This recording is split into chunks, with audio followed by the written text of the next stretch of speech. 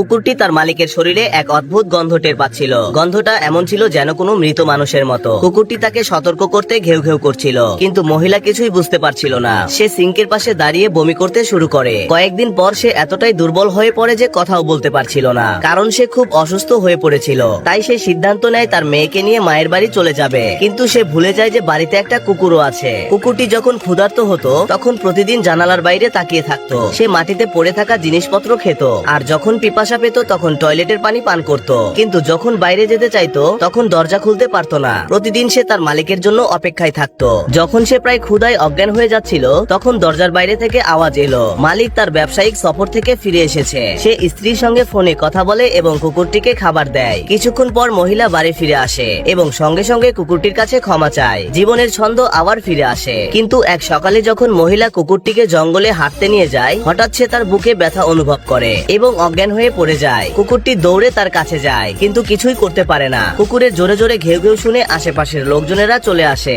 শেষমেশ অ্যাম্বুলেন্স এসে মহিলাকে নিয়ে যায়। মহিলা হাসপাতালে ভর্তি হওয়ার পর থেকে স্বামীকে তার চাকরি ছেড়ে দিতে হয় এবং মেয়ের দেখাশোনার দায়িত্ব নিতে হয়। শুরুতে সে অনেক ভুল করত, কিন্তু ধীরে ধীরে মেয়ের চুল আঁচড়ানো পর্যন্ত শিখে যায়। কয়েক মাসের অপেক্ষার পর অপারেশনের পর মহিলা তার বাবার বাড়ি ফিরে আসে। এখন তার লম্বা সুন্দর সোনালী চুলগুলো কেটে ফেলা হয়েছে এবং তার মুখ আগের চেয়ে আরো ক্লান্ত দেখাচ্ছিল। ফিরে আসার পর কুকুরটি সারাক্ষণ তার দেখভালে ব্যস্ত থাকে। সে যতই ক্লান্ত হোক না কেন ঘুমকে উপেক্ষা করে মৃত্যুকে দূরে রাখার চেষ্টা করে, যতক্ষণ না সকালের অন্যরা ঘুম থেকে জেগে ওঠে। অপারেশন হয়ে গেলেও ক্যান্সার ছড়ানো থামানো যায়নি। সেই রাতে কুকুরটি শান্তভাবে মালিকের দিকে তাকিয়েছিল। মহিলা তাকে বলল, এখন আমি আর মৃত্যুকে ভয় পাই না। আগামী দিনে তুমি তোমার ছোট বোনের যত্ন নিও। কুকুরটি দুঃখে মালিকের কাছে এসে বসে পড়ে। তার মনে হচ্ছিল এটাই মালিকের শেষ বিদায়। পরের দিন সকালে মহিলা চিরদিনের মতো নিঃশব্দে চলে গেল। মালিক ও কুকুর দুজনেই গভীর সুখে ডুবে গেল।